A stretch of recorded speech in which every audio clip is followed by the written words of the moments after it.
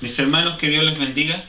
Les quiero compartir que como escuela dominical vamos a estar grabando una serie de estudios en formato digital, los que serán publicados a través del canal oficial de YouTube de nuestra Iglesia Asamblea de Dios de Villa Alemana. Los temas que vamos a estar tocando son las doctrinas fundamentales de las Asambleas de Dios. El bosquejo usado para realizar esta clase usted lo encuentra disponible en la descripción de este video.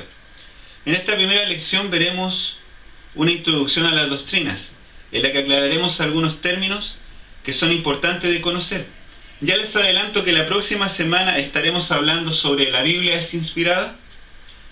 Mencionemos las doctrinas fundamentales de las Asambleas de Dios, para que las podamos recordar. Quizá muchos de ustedes ya las conocen.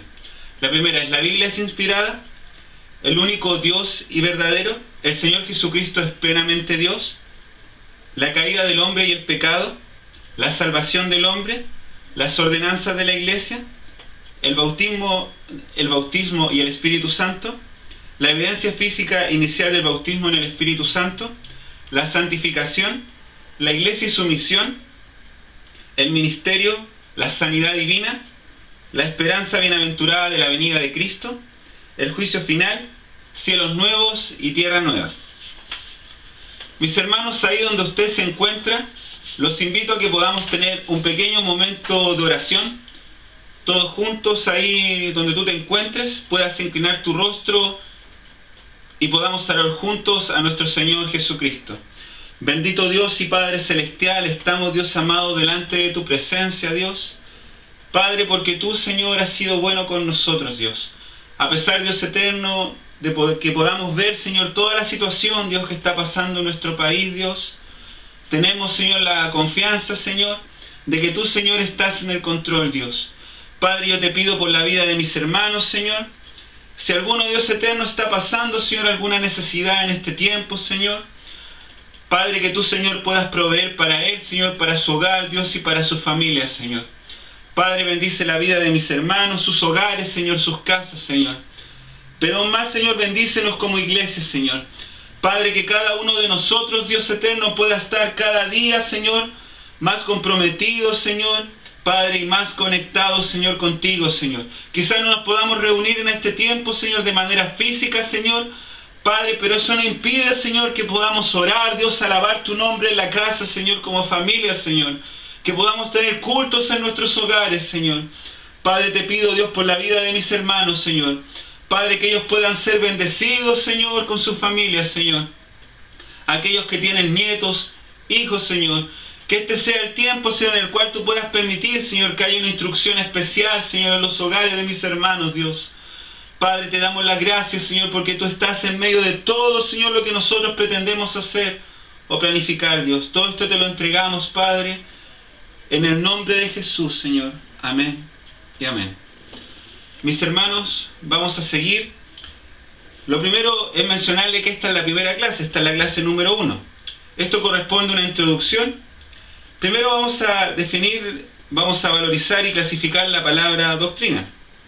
El objetivo general de este estudio, de esta primera clase, es conocer la definición de doctrina y su valor, y conocer y comprender su clasificación. Avancemos un poco. La doctrina cristiana, el vocablo doctrina significa literalmente enseñanza o instrucción. Se puede definir como las verdades fundamentales de las Sagradas Escrituras, ordenadas de forma sistemática. A este estudio se denomina comúnmente teología, que significa literalmente tratado o discurso razonado con respecto a Dios. La teología o doctrina se puede describir como la ciencia que trata de nuestro conocimiento de Dios y de las relaciones del Creador con el hombre. ¿Por qué es que definimos la teología o doctrina con el nombre de ciencia? Se denomina ciencia al arreglo sistemático y lógico de hechos autenticados. Se denomina ciencia a la teología porque consiste en hechos o verdades relacionadas con Dios y las cosas divinas, presentadas en forma lógica y ordenada. Usted se podría preguntar qué relación existe entre la teología y la religión, que tanto se escuchan hablar o tanto se mencionan. El vocablo religión se deriva de una palabra latina, que significa ligar. En otras palabras, la religión representa aquellas actividades que ligan al hombre a Dios en cierta relación. ¿Esto qué quiere decir? Que cada uno de nosotros estamos ligados a Dios, ligados a nuestro Señor Jesucristo. La teología es conocimiento acerca de Dios. De manera entonces que la religión es una práctica, mientras que la teología es conocimiento. Vamos de lleno a la palabra de nuestro Señor Jesucristo. Amén. Los invito a abrir sus Biblias ahí donde usted está. Búsquela tranquilamente. Vamos a leer en 2 de Timoteo 2:15. Esto nos va a servir un poco como introducción y después iremos analizando los pasajes que se encuentran anterior a este versículo. 2 de Timoteo 2:15 dice: procura con diligencia presentarte a Dios aprobado, como obrero que no tiene de qué avergonzarse, que usa bien la palabra de verdad. Analicemos un poco más en detalle los pasajes anteriores a este versículo, para que podamos entender el contexto en el cual está escrita esta palabra. Vamos al verso 2. Dice: tú pues, hijo mío, esfuérzate en la gracia que es en Cristo Jesús. Aquí podemos ver una figura retórica, ya que Timoteo no era un hijo carnal de Pablo, o no era un hijo físico, si lo podríamos decir de esa forma, pero sí era su hijo espiritual, en el sentido que fue bajo el ministerio de Pablo, en el cual este joven se volvió su vida a Cristo. En este tiempo Dios nos manda a estar más atentos que nunca por aquellos que Dios ha puesto a nuestro cargo. Muchos de ustedes son papás o son abuelos, ¿cierto? Debemos estar apercibidos de la vida de nuestros hijos y de nuestros nietos, ya que puede ser que muchos de ellos no sean aún maduros en el Evangelio, y quizás a causa de toda esta corriente que puede haber en el mundo, ellos en algún momento decidan apartarse del Evangelio y decidan apartar su vida de Cristo. Pero es importante nosotros que podamos entender y enseñarles para que cada uno de ellos pueda llegar al conocimiento pleno del Evangelio. Vamos en otro verso, dice: lo que has oído de mí ante muchos testigos, esto encarga a hombres fieles que sean idóneos para enseñar también a otros. El apóstol Pablo estaba muy preocupado en ese tiempo. Él se preguntaba quién podría seguir con su ministerio, con lo que él había entregado a Timoteo en ese lugar. Y él se puede encontrar con Timoteo, este pastor de joven, entregándole el ministerio de enseñanza en ese lugar, para que el Evangelio se pudiera pasar a una siguiente generación, a través de la predicación de la palabra. Es la misma preocupación que debemos tener nosotros.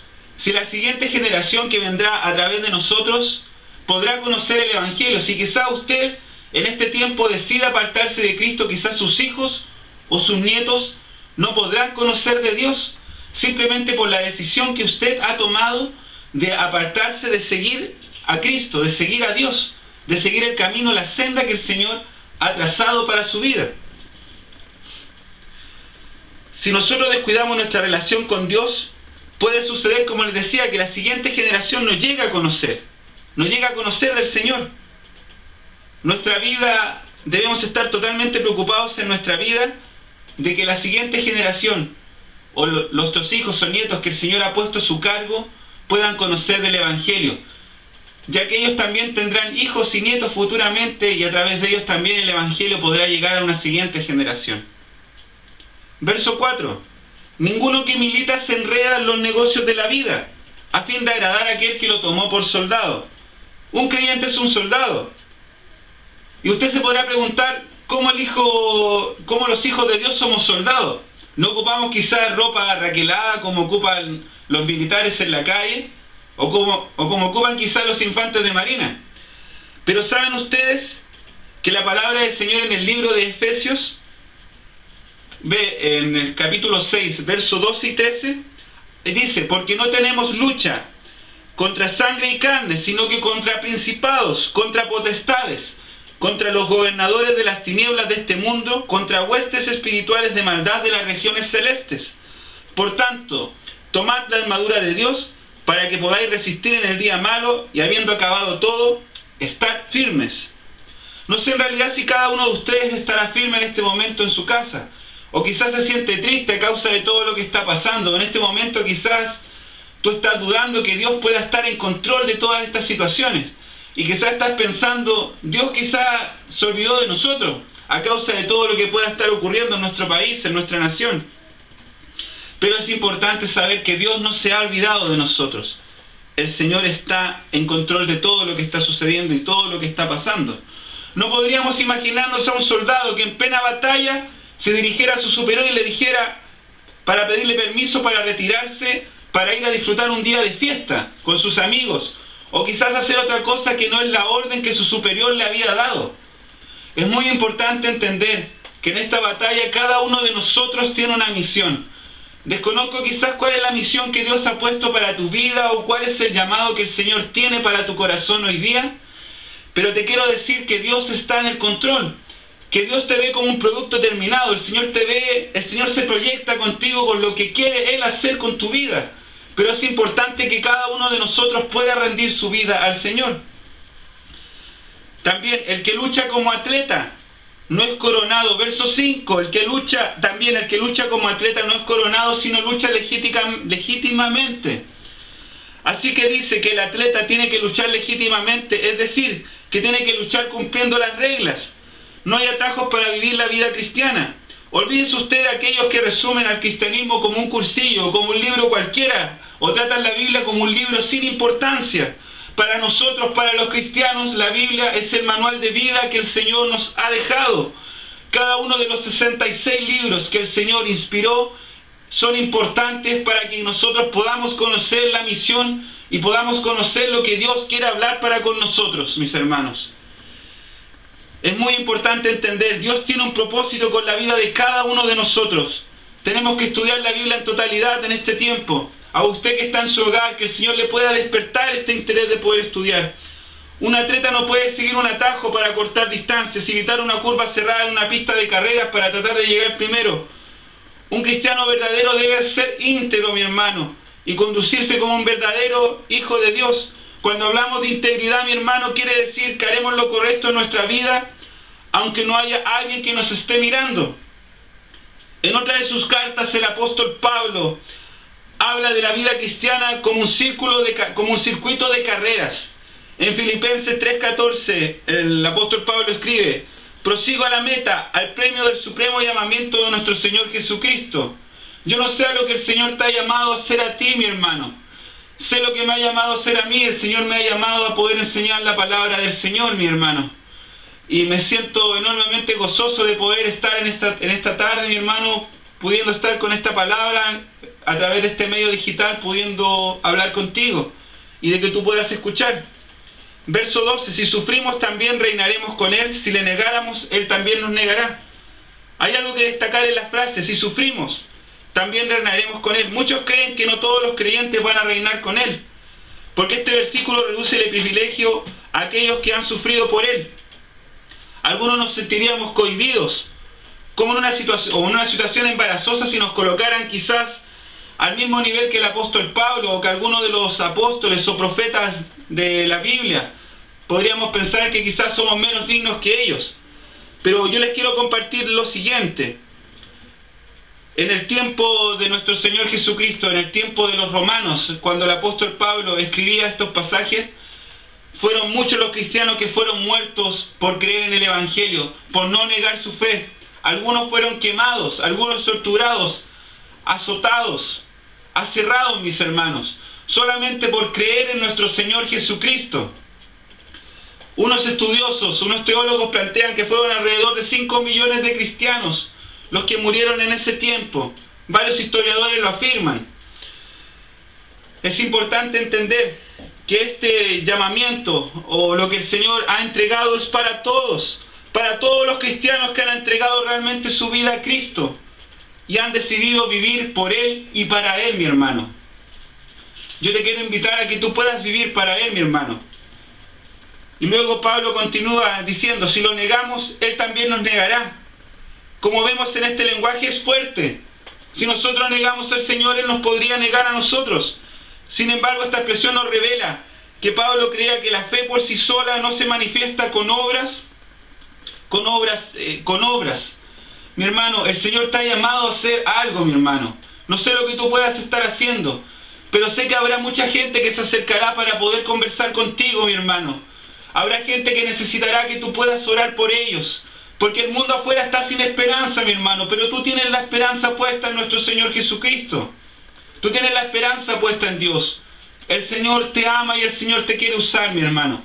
A pesar que no nos podamos reunir, a pesar que no tengamos, mi hermano, la oportunidad de poder congregarnos físicamente, estamos conectados a través de estos medios digitales. Amén. Mi hermano, ahora por último, el verso 15. Procura con diligencia presentarte a Dios aprobado, como obrero que no tiene de qué avergonzarse, que usa bien la palabra de verdad. El Señor nos desafía, mi hermano, con esta palabra. ¿Qué estamos haciendo actualmente, mi hermano, para ser considerados como aprobados por Dios? ¿Estamos usando bien la palabra de verdad para hablar a otros de Cristo? Mi hermano, te comparto lo siguiente. ¿Qué diferencia existe entre doctrina y dogma? Doctrina es la apelación de Dios de una verdad tal como se encuentra en las Escrituras. Dogma es la declaración del hombre con respecto de esa verdad expresada en un credo. Mi hermano, sabes, el hombre se ha encargado de corromper muchas cosas en las cuales el Señor tenía un modelo perfecto. Te quiero mencionar algunas. Se dice con frecuencia que las estrellas aparecieron antes que la ciencia de la astronomía. Se dice que las flores existieron con anterioridad a la botánica. Se dice que la vida existió antes de la biología. Sabemos que Dios ha existido desde siempre.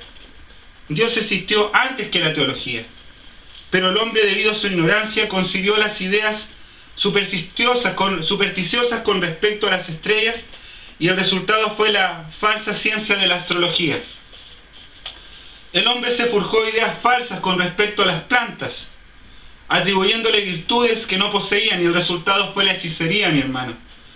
El hombre, por su ceguera espiritual, se formó ideas erróneas acerca de Dios, y el resultado fue el paganismo, mi hermano. Y con su consecuencia hubo corrupción en lugares donde se mezcló incluso la iglesia con la política, y lo podemos leer en las Escrituras. Pero sabe, mi hermano, Dios tenía todo bajo su control de tal manera, mi hermano, que luego vino la astronomía, sustentando principios correctos con referencia a los cuerpos celestes, poniendo al descubierto los errores de la astrología. Luego apareció la botánica, amén, luego apareció la botánica con informaciones correctas relativas a las plantas, sacando a la luz los errores de la hechicería. De igual manera, las doctrinas de la Biblia ponen al descubierto las ideas falsas. Amén. Ponen al descubierto las ideas falsas. Amén. Hermano, disculpe, vamos a tomar un poco de agua. Amén. Vamos a seguir leyendo. Luego apareció la botánica con informaciones correctas relativas a las plantas, sacando a la luz los errores de la hechicería. De igual manera, las doctrinas de la Biblia ponen al descubierto las ideas falsas con respecto a Dios y sus caminos. Mi hermano, ¿sabe usted que por un error de interpretación hoy en día tenemos un montón de gente que está separada de Dios a causa de un montón de sectas falsas? Son personas que piensan que están en el camino correcto, piensan que lo están haciendo bien, pero su fin va a ser la muerte, mi hermano. Es importante que podamos entender que el mensaje que nosotros estamos entregando es un mensaje de salvación, y que es un mensaje que es importante que las personas puedan conocer. Quizás, quién sabe cuándo fue la última vez que tuviste la oportunidad de tú, mi hermano, poder hablarle a alguien del Señor. O cuándo fue la última vez que le hablaste a un compañero de trabajo, a algún amigo del Señor. O cuándo fue la última vez que compartiste con alguien una palabra. El Señor nos está desafiando en este día que podamos ser hijos de luz, mi hermano. Que podamos ser luz en medio de esta tremenda tiniebla, Señor, que se está levantando, mi hermano. Que tú puedas ser luz con tu familia, con tus seres queridos, con tus amigos, con aquellos que comparten contigo. Para terminar, quiero cerrar con las palabras de un teólogo, D.C. Hodzic. No sé si lo estaré pronunciando bien, pero quiero leer lo que él decía en 2 de sus escritos. Que nadie piense que un error doctrinario es un mal práctico insignificante. Ningún camino ha sido más transitorio que el de la doctrina falsa. El error es coraza sobre la conciencia y venda es sobre los ojos. Aquellos que no saben y no comprenden el error en que están, es muy difícil que puedan salir de ese camino, mi hermano. Por eso es importante que nosotros estemos preparados para poder prestar defensa del Evangelio. Y por eso son estos mensajes, para que tú te puedas preparar y puedas entender la doctrina, puedas entender lo que estás defendiendo como cristiano. Amén, mi hermano. Te invito ahí donde estás, que podamos orar para terminar. Bendito Dios, te damos las gracias, Señor, porque hemos podido, Dios, impartir, Dios eterno, este mensaje, Señor, con mis hermanos, Dios, ahí en sus hogares, Señor. Padre, desconozco a cuántas personas, Dios, podrá llegar esta predicación, Señor, en video, pero lo único que sé, Señor, es que la gloria es para ti, Dios. Padre, y pedimos tu Santo Espíritu, Señor, derramado, Dios, en los hogares de mis hermanos, con sus hijos, con sus nietos, con sus familias, Señor. Padre, que este sea el tiempo, Señor, en el cual la iglesia se puede unir más que nunca, Señor, y su esperanza esté depositada en ti, Dios eterno. Padre, en el nombre de Jesús, Señor, te lo pedimos, Dios. Amén y amén.